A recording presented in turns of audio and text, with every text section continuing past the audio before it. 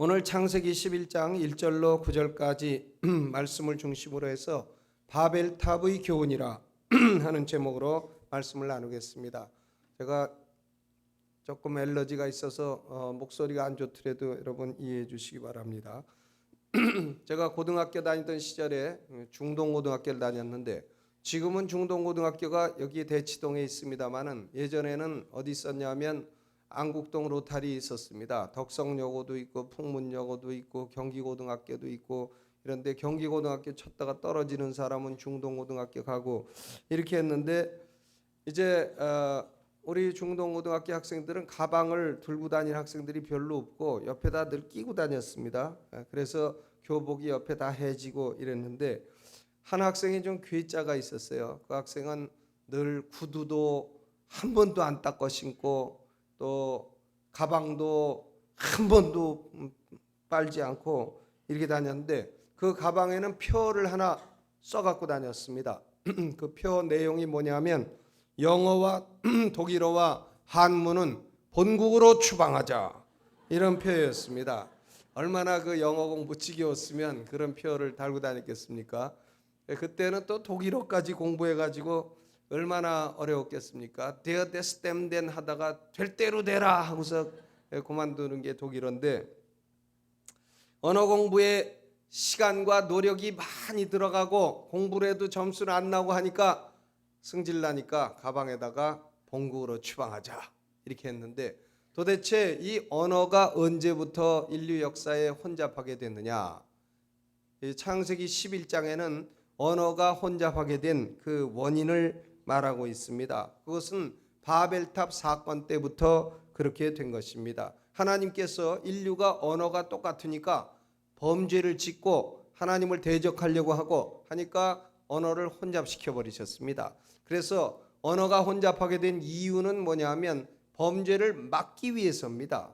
오늘날도 만약에 우리가 일본 사람이든 한국 사람이든 중국 사람이든 언어가 똑같다고 한다면 그러면 참 난리 났을 겁니다. 죄악이 더 심해졌을 것입니다. 아마 국제적인 교류는 더 많았지만 범죄는 훨씬 많았으리라고 생각합니다. 그렇기 때문에 오늘 우리가 언어가 다른 것은 그래도 하나님이 죄를 막으시고자 하는 인류를 향한 배려라고 하는 것을 아시고 그것도 축복이다 생각하시고 언어 공부에 열심을 내시기를 바랍니다.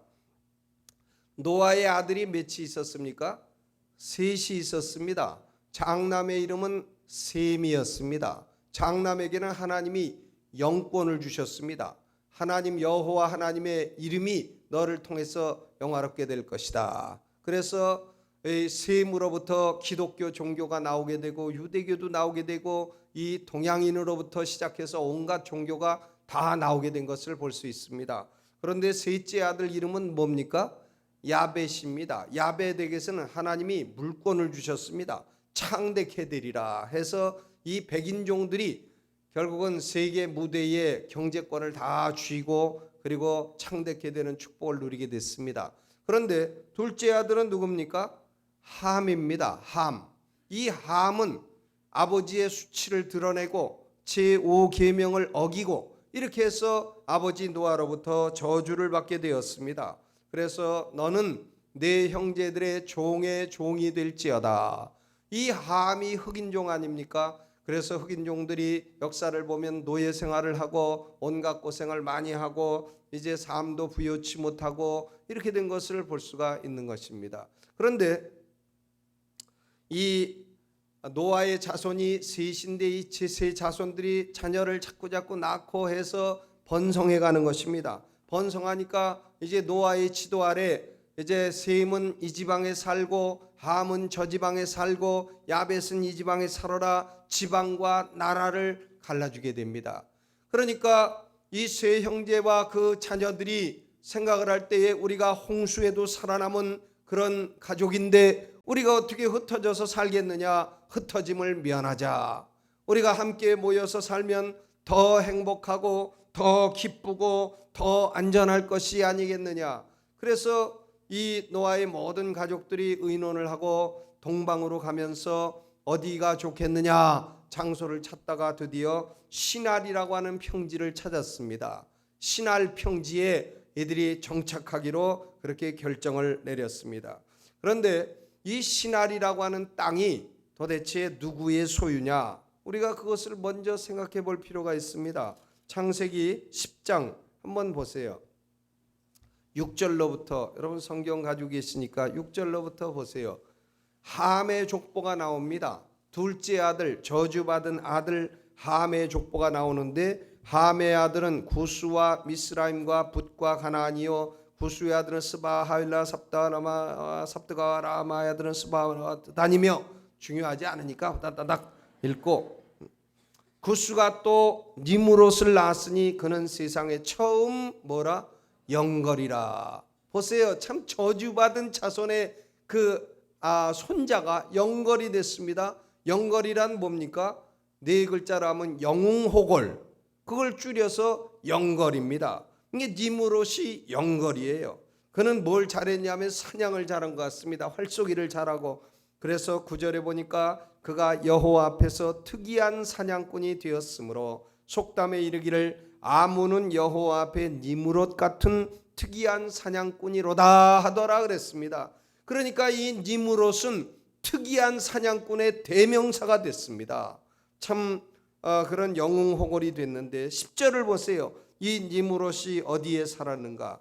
그의 나라는 어디라고요?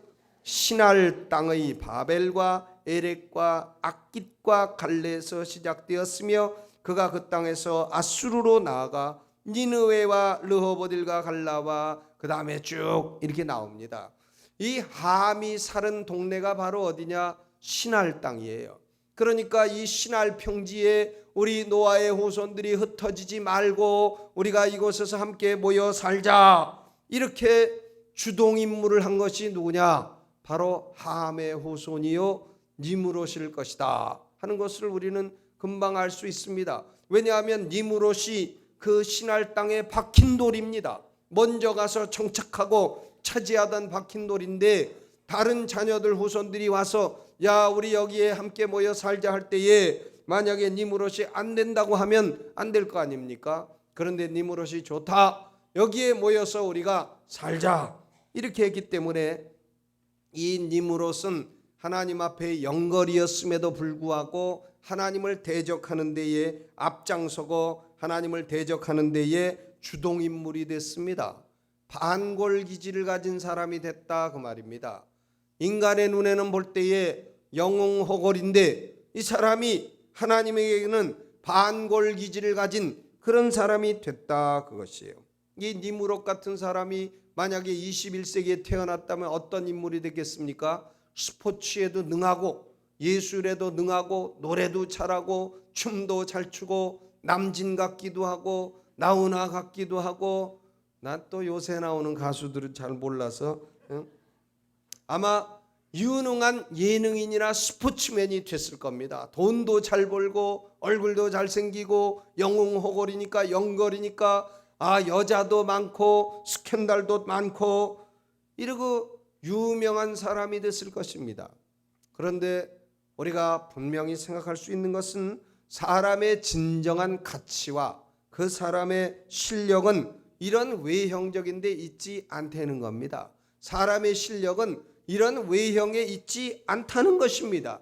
세상에서 비록 그 사람이 저 사람은 영웅호골이다, 어떻게 저렇게 잘생기고 재능도 많느냐, 그렇게 평가될지라도 하나님을 향해서 부요치 못하고 하나님의 뜻을 거스리고 이렇게 사는 사람은 불쌍하고 가련한 사람에 불과한 것입니다. 아무리 그가 대통령이 되었고 국회의원이 되었고 강남 지역의 의원이 되었고 재벌 총수가 됐고 그래도 겉으로 보면 영웅호골이요 대단한 인물 같아도 하나님 앞에서 볼 때에는 불쌍하고 가련한 인물에 불과하다 그 말이에요.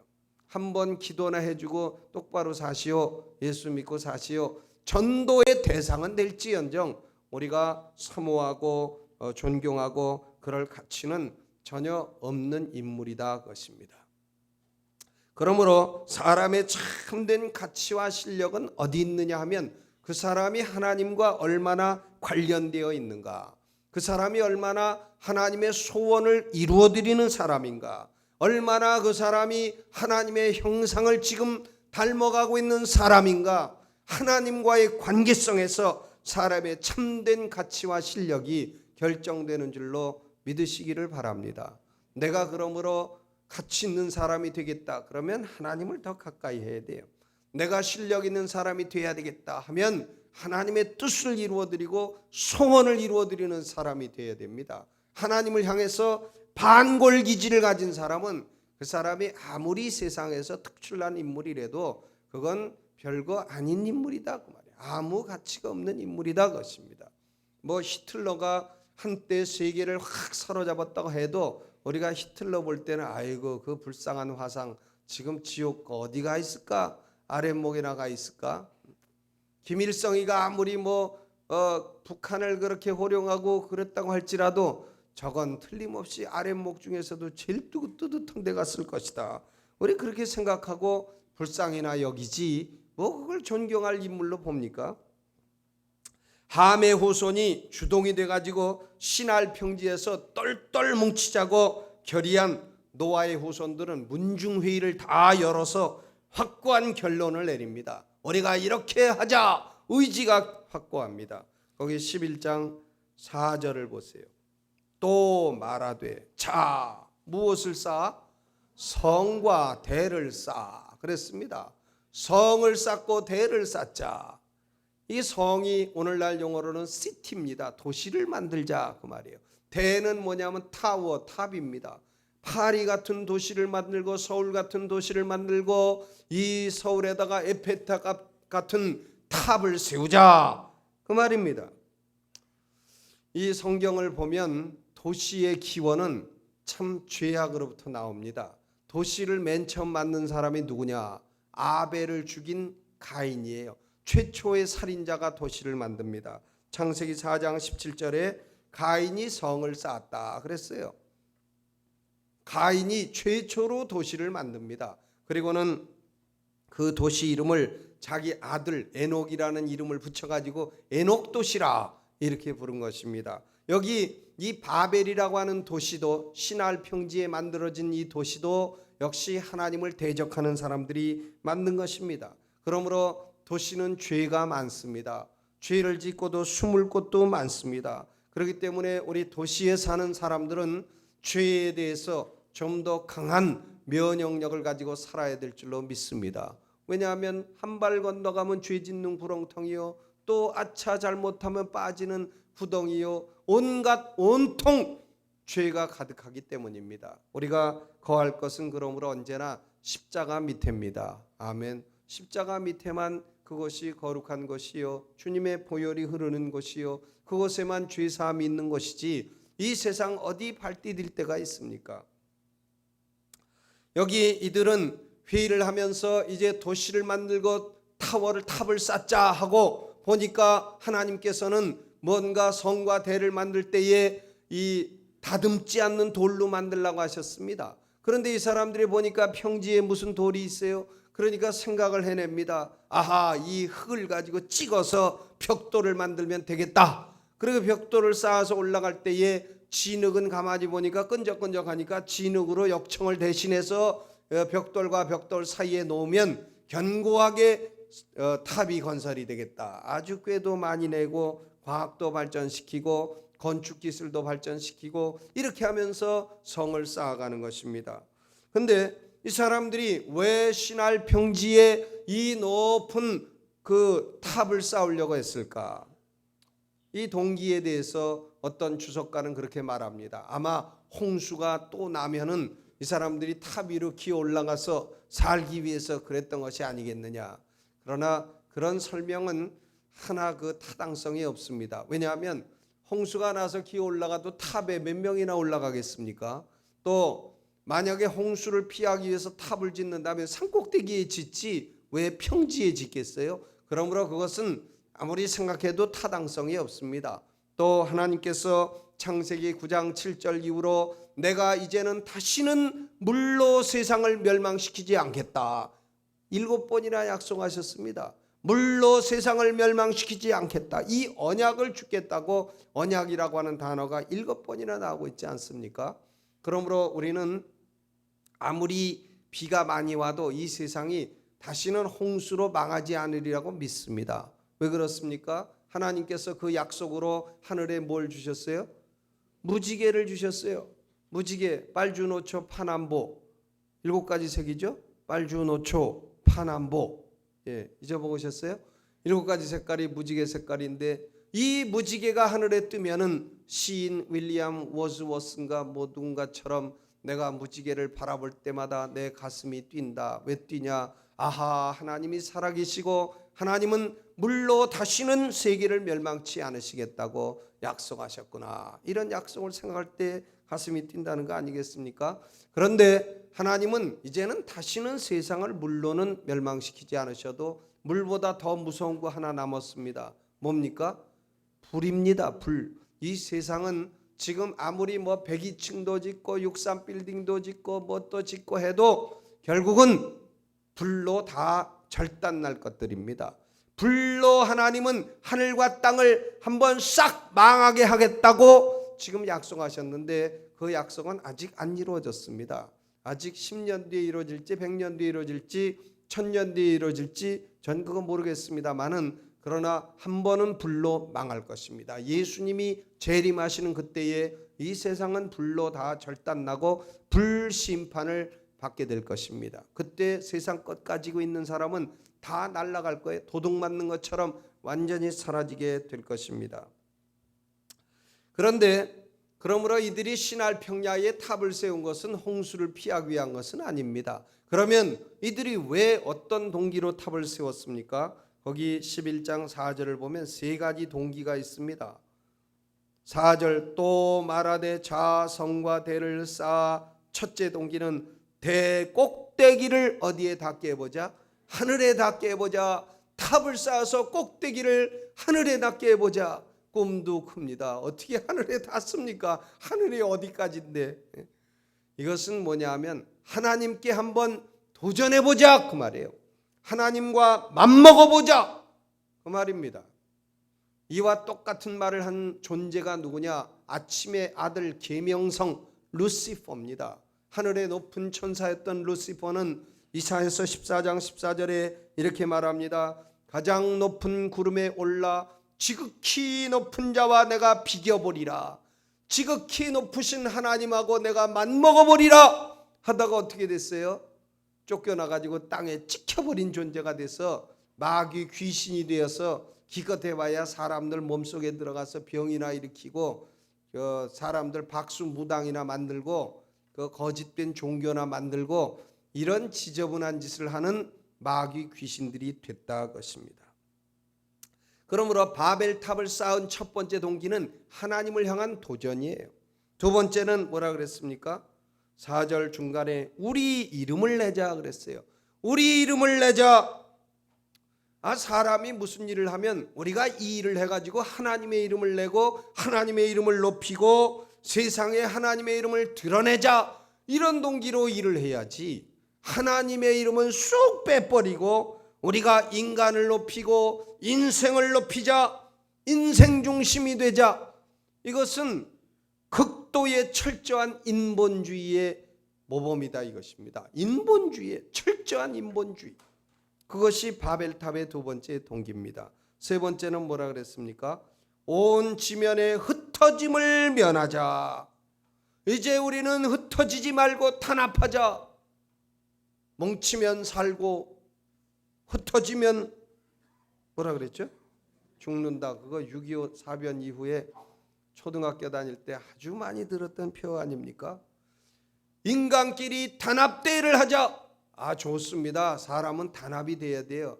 이번에 우리가 또 저기 테니스 대회 목요일날 하는데 단합대회 딱 하고 그리고 목요철에 다 참석하고 이렇게 하려고 하니까 많이 가세요. 사람끼리 단합대회 하는 건 좋습니다. 뭉치면 살고 흩어지면 죽습니다. 그런데 이 단합대회를 하기는 해도 하나님은 쏙 빼고 인간끼리 단합대회를 합니다. 하나님을 왕따시키고 인간끼리 단합대회를 합니다. 소주 부어가면서 위하여 위하여 뭘 위하는지는 몰라도 단합대회를 합니다. 하나님 없는 단합대회입니다. 이들이 바벨탑을 쌓은 세 가지 동기가 뭐냐면 하나님을 대적하거나 하나님을 무시하거나 하나님의 뜻을 거역하는 죄악된 3대 동기를 가지고 바벨탑을 쌓았다, 그것입니다. 왜 그렇게 했느냐? 무리가 한 족속이고 언어가 하나였기 때문에 이 짓을 한 것입니다. 만약에 오늘날도 무슨 국제어가 하나 생겨서 다 통용된다고 한다면 사람들의 죄악은 지금보다 10배나 더 증가할 것입니다. 제가 대학 다닐 때도 에스페란토인가 뭔가 국제어를 하나 만들었다고 배우라고 하는데 아무도 안 배워요. 그까짓 거 배워갖고 뭐에다 쓰게 배웁니까? 어디 가서 뭐 미국 가서 에스페란토 어쩌고 저쩌고 하면 미국 사람들이 Are you crazy? 이러지, 그거 알아듣습니까? 국제어라고 하는 것은 그러므로 바벨탑 이후로 생겨나지 않습니다. 그런 걸 만들려고 하는 시도도 어리석습니다. 언어가 하나이기 때문에 하나님을 대적했어요. 그러므로 하나님께서 이제 세 가지 죄악에 대해서 세 가지 심판을 내리시는 것입니다. 인간들이 하나님 쏙 빼놓고 단합대회를 해도 형통합니다. 뭐가 잘 됩니다. 벽돌을 딱 만드니까 딱딱한 벽돌이 나오고 또 서로 야 동쪽에다 놔라 서쪽에다 놔라 거기다 진흙 얹어라 야 조금 삐뚤어졌으니까 바로 해라. 의사소통을 잘하면서 탑이 쑥쑥 올라갑니다. 형통합니다. 그런데 사람이 형통하는 것에도 종류가 두 종류가 있습니다. 하나님 없이 형통하는 것과 하나님과 함께하는 형통입니다. 하나님 없는 형통은 잘 되는 것 같다가도 풍랑을 만나게 되는 것입니다. 선지자 요나가 하나님이 너는 저기 니느웨에 가서 말씀을 전하라 하는데 가기 싫으니까 다시스로 가는 배를 타려고 합니다. 그런데 보니까 마침 항구에 다시스로 가는 배가 딱 있어요. 형통했습니다. 그 배를 타고 갑니다. 됐다, 이제는 배 밑창에 들어가서 쿨쿨 낮잠 자고 있는데 이게 웬일입니까? 풍랑을 만나서 난리가 나고 선원들이 짐을 다 버리고 누구 연고로 이렇게 됐는가 했더니 바로 요나의 연고로다. 그 선원들이 깨우지 않습니까? 자는 자여 어찌 미뇨, 내가 어째서 여기 배 밑창에서 지금 자고 있느냐, 그 말이죠. 그러므로 하나님 없는 형통은 곧 풍랑 만날 형통인 것입니다. 하나님과 함께 만사 형통하는 것이 참된 형통입니다. 여러분, 무슨 일이든 잘 된다고만 좋아하지 마세요. 잘 되다가도 망하는 수가 있고, 그런데 하나님과 함께 하시면 잘 되는 것이 계속 잘 될 줄로 믿습니다. 제일 중요한 것은 그러므로 하나님과 함께 하는 것이에요. 무슨 일이든지. 저는 대만에 갔을 때에 그 사람들이 참 우상숭배 열심히 합니다. 그 가게에도 보면 무슨 이렇게 그 벽장을 만들어 놓고 자기가 믿는 신을 놓고서 아침에 물건을 사러 갔더니 물건 주세요 그래도 대답도 안 해요. 그 신한테 비느라고 열심히 해요. 그거 다 빌기 전에는 대답도 안 하고 물건도 안 파는 것 같습니다. 참 얼마나 그 거짓된 신, 우상, 그 도끼로 딱 찍어도 아무 소리도 못하고 딱 깨져버리는 우상들한테도 거기다 대고 정성껏 그렇게 합니까? 그 신하고 동행하기 위해서 그러는 것이에요. 우리 그리스도인들은 무슨 일을 해도 하나님과 동행하며 형통하시기를 주의 이름으로 축원합니다. 이 잘 형통하게 건설되고 있는 탑을 보기 위해서 여호와 하나님이 내려오셨습니다. 7절에 보니까 자 우리가 내려가자 그랬어요. 하나님은 한 분이신데 어떻게 우리가 내려가자 복수가 됩니까? 하나님은 한 분 안에 복수성이 있는 걸 볼 수가 있습니다. 성부, 성자, 성령. 그래서 성부, 성자, 성령 삼위일체 하나님이 논의를 하십니다. 우리가 내려가자. 내려가서 어떻게 하셨습니까? 세 가지 심판을 내리셨습니다. 첫째는 인류의 언어를 혼잡하게 만들어 버리셨습니다. 사람들이 전에는 일사불란하게 의사소통을 했는데 이제는 어떻게 됩니까? 밑에서는 진 땅의 정화, 그리고 위에서는 I don't understand 하고 또 저기서는 알롱달롱 하고 하니까 이게 도대체 뭐가 의사소통이 안 되고 일사불란하지 못하고 갑론을박하고 이 말 저 말하고 이래서 도무지 통일성이 없어서 언어의 혼란이 왔습니다. 그래서 이 바벨이라고 하는 것은 히브리 말로 혼란, 혼잡, 컨퓨전이라고 하는 그런 의미와 발음이 같습니다. 혼란이 왔습니다. 이 바벨탑 노아의 후손, 특별히 함, 니므롯, 그 친구 때문에 우리는 지금 이 영어 배우느라고 죽을 고생을 하고 10년, 20년 고등학교, 대학교를 나와도 미국 사람 만나면 말도 못하고 희주지 웃기만 하고, 그 오래 공부해도 말도 못하지 않습니까? 고생을 하고도. 두 번째는 무슨 심판을 내리셨습니까? 하나님이 그들을 온 지면에 흩어버리셨습니다. 흩어버리셨어요. 언어를 혼잡게 하고 8절에 보니까 여호와께서 거기서 그들을 온 지면에 흩으셨다 그랬습니다. 그들이 두려워하던 일이 임한 것입니다. 반역 의지가 좌절된 것이에요. 또 세 번째 무슨 심판하셨습니까? 8절 후반에 보니까 그들이 성 쌓기를 그쳤더라. 성이 도무지 더 이상 건설이 안 되는 것입니다. 안 되는 것이에요. 하나님 없이 형통하던 것이 이제 그만 딱 중단돼서 한치도 더 앞으로 나아갈 수 없는 그런 망한 사업이 되고 말았다 그 말입니다. 잠언 21장 30절에 지혜로도 명철로도 모략으로도 여호와를 당치 못하느니라 그랬어요. 인간은 지혜로 싸워봅시다 안 되고, 명철로 싸워봅시다 안 되고, 모략으로 싸워봅시다 안 됩니다. 하나님하고 바둑도서 이길 사람도 없고, 장기도서 이길 사람도 없고, 하나님하고 싸워서 이길 사람은 없다 그 말이에요. 하나님을 도전하는 것은 고로 결코 승리할 수 없는 비즈니스입니다. 하나님이 인간을 심판하실 때에는 이 어지간한 죄나 악은 오래 참으십니다. 여러분이 죄 한 번 지셨다고 해서 하나님이 내려오셔서 탁 때리고 이렇게 하지 않으십니다. 어지간히 죄 지으셔도 하나님은 오래 참으십니다. 그래 한 번 더 져봐라 어떻게 되는가. 그래 그만큼 지었구나 더 져라 더 져. 오래 참으시고 하나님은 회개하기를 기다리십니다. 그러나 죄나 악이 쌓여서 드디어 하나님께 상달되면은 그때는 얻어 터지는 인생 막대기가 내려오게 된다 그 말이에요. 사람 채찍과 인생 막대기가 내려오게 되는 것이에요. 아멘. 그렇게 됩니다. 그러면 우리는 생각을 해봐야 됩니다. 내가 어떻게 전에 얼마 동안 형통하다가 이렇게 갑자기 어려움을 당하게 됐는가? 내게 왜 이런 어려움이 임했는가? 생각하고 내 동기에 하나님을 도전하는 것은 없는가? 내 중심에 인본주의는 없는가? 내가 지금 하나님의 뜻을 거역하는 것은 없는가? 이것을 반성을 해봐야 됩니다. 이제 제가 말씀을 결론을 맺겠습니다. 인간은 3번 반성해야 되는 존재라고 합니다. 그래서 석삼자에다가 반성할 성자 써서 삼성의 존재라. 무슨 존재예요? 삼성 기업 이병철 그거 아니고 3번 반성해야 되는 존재다 그 말이죠. 일을 시작할 때 내 동기가 뭔가 반성해보고, 일이 형통할 때에 이게 지금 하나님과 함께하는 형통인가 아니면 하나님 쏙 빼놓은 형통인가 그것을 반성해보고, 또 문제가 생기면 내가 도대체 어디서 고장이 났는가 이것을 반성을 해보라는 것입니다. 시작할 때 반성하고, 형통할 때 반성하고, 문제 생겼을 때 반성하고, 이것이 삼성입니다. 오늘 말씀의 결론은 그러므로 우리가 늘 하나님과 동행하며 3번 반성하는 삶을 사시기를 바랍니다. 오늘 이 말씀 생각하면서 우리 하나님께 한번 통성으로 기도하겠습니다. 음악 반주하는 중에 3분 동안 통성으로 기도하겠습니다. 여러분 소리내서 기도하세요. 지금 시작하고 있는 일이 하나님과 동행하는 일입니까?